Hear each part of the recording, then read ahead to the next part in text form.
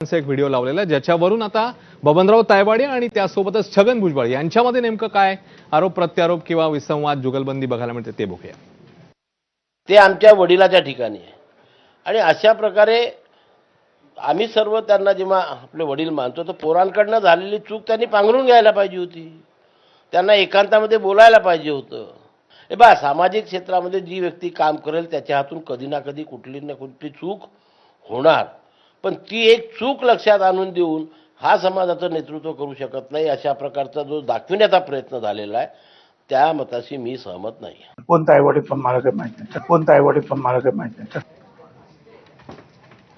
पुढची बातमी येते धनंजय मुंडे यांच्या संदर्भातली।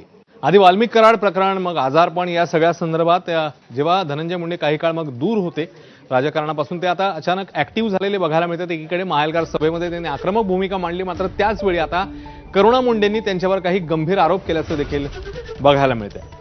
करुणा मुंडेंनी धनंजय मुंडेंवर 2 गंभीर आरोप केले। धनंजय मुंडेंनी 2005 मध्ये मेव्हणीशी गैरकृत्य केलं असा आरोप करुणा मुंडेंनी केलाय, तर धनंजय मुंडेंच्या दबावामुळे माझ्या आईने आत्महत्या केली असा आरोपही करुणा मुंडेंनी केला।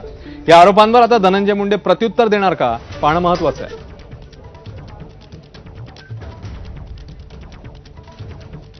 रेणू शर्मा आज 2 बायकाला प्रेग्नेंट करून आज स्वतःची सालीवर घाण नजर ठेवणारा, बलात्कार करणारा आज समाजाचा नेतृत्व करत आहे।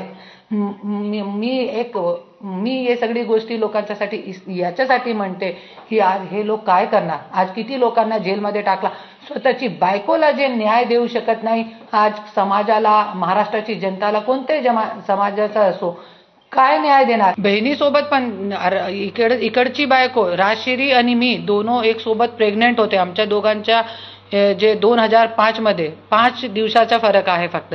दोघे प्रेग्नेंट असताना ह्यांनी माझी बहिणीसोबत गलत केला। आई याच्यासाठी पोलीसमध्ये जाणार होती कंप्लेंट करण्यासाठी आणि सखोल चौकशीसाठी जाणार होती।